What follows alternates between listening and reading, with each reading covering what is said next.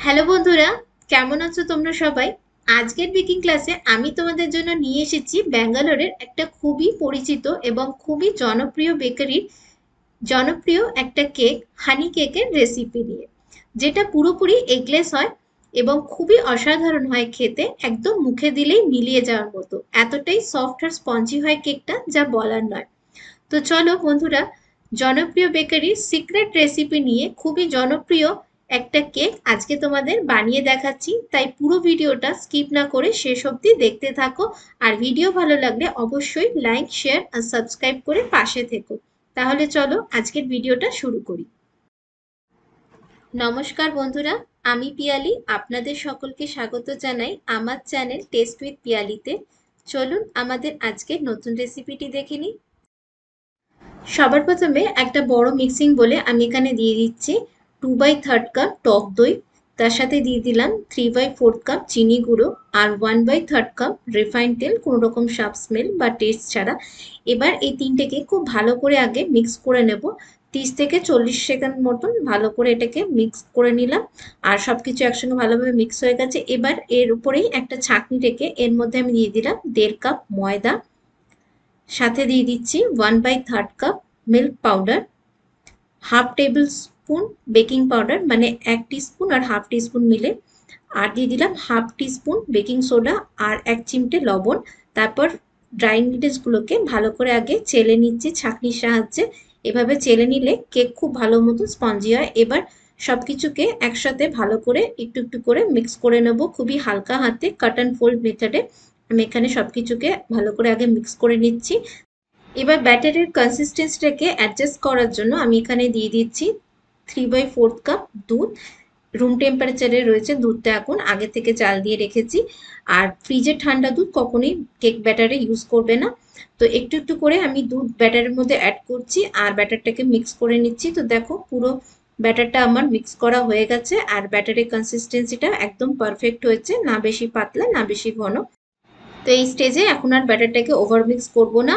এবার চলো ব্যাটারটাকে আমরা কেক মোল্ডে ঢেলে নেব বেক করার জন্য। তো দেখো কেক মোল্ডটাকে আমি আগে থেকেই একটু তেল দিয়ে ব্রাশ করে একটা বেকিং পেপারকে মাপ মতো কেটে এটাকে রেডি করে রেখেছিলাম। তো আমি এখানে 7/7 ইঞ্চের স্কোয়ার কেক টিন ইউজ করছি, যাতে পেস্ট্রি সাইজে কেকের পিসগুলো আসে তার জন্য।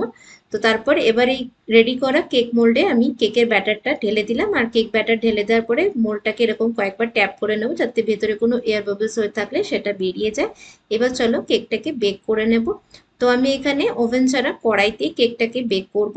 তো কড়াইটাকে আমি 5 মিনিটের জন্য প্রিহিট করে রেখেছিলাম।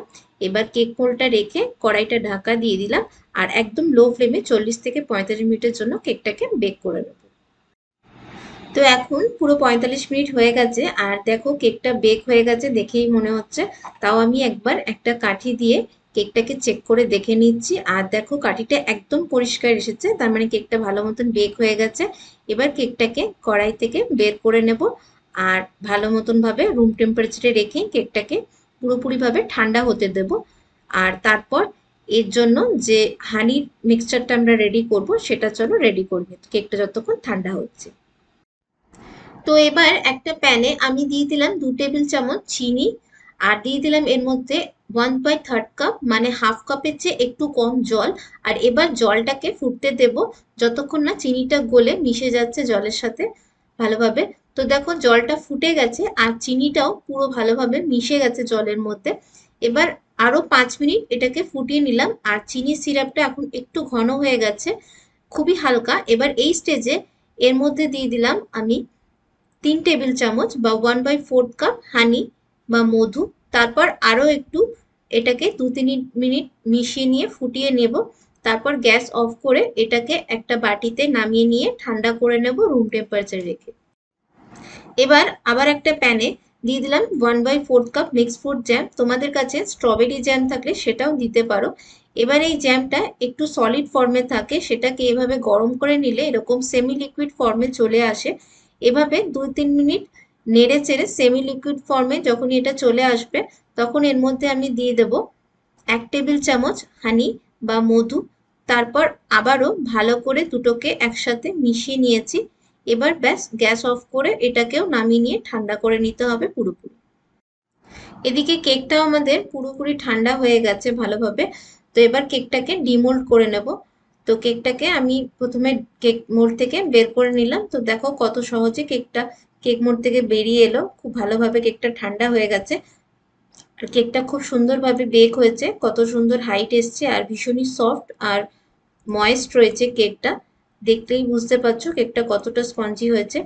এবার ব্যাস একটা এভাবে কাঠি নিয়ে কেকের গায়ে এভাবে ছোট ছোট করে প্রিক করে নিচ্ছি। তোমরা চাইলে কাঁটা চামচের সাহায্যে এই কাজটা করতে পারো। এবার যে হানির সিরাপটা বানিয়ে রেখেছিলাম সেটা এখন ঠান্ডা হয়ে গেছে। এবার আমি একটা ব্রাশের সাহায্যে এই হানির সিরাপটা কেকের গায়ে লাগিয়ে দিচ্ছি, যাতে কেকটা বেশ ময়েস্ট হয়। এটা সিরাপটা যাতে কেকটা ভালোভাবে সোক করে নিতে পারে।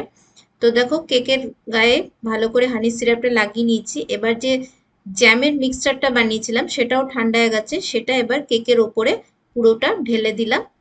আর এভাবে একটা প্যালেট নাইফ বা স্প্যাচুলার সাহায্যে এটাকে আস্তে আস্তে স্প্রেড করে নিচ্ছি কেকের ওপর। তো ভালোভাবে পুরোপুরি স্প্রেড করে নিয়েছি পুরো কেকটার ওপরে।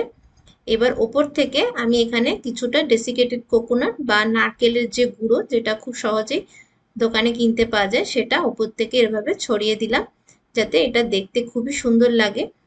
এবার কেকটাকে আমি পিস করে কেটে নিচ্ছি। ঠিক পেস্ট্রি যেরকম ভাবে কাটে সেভাবেই আমি কেকটাকে পিস করে কেটে নিলাম। এবার একটা পিস তোমাদেরকে আমি দেখাচ্ছি কেমন দেখতে হয় এই হানি কেকটা। তো দেখো ঠিক এরকম ভাবেই স্লাইস পিস করেই কেকটা পাওয়া যায় ব্যাঙ্গালোরের ফেমাস বেকারিতে। খুবই ফেমাস এই হানি কেক, আর এটা খেতেও অসাধারণ লাগে।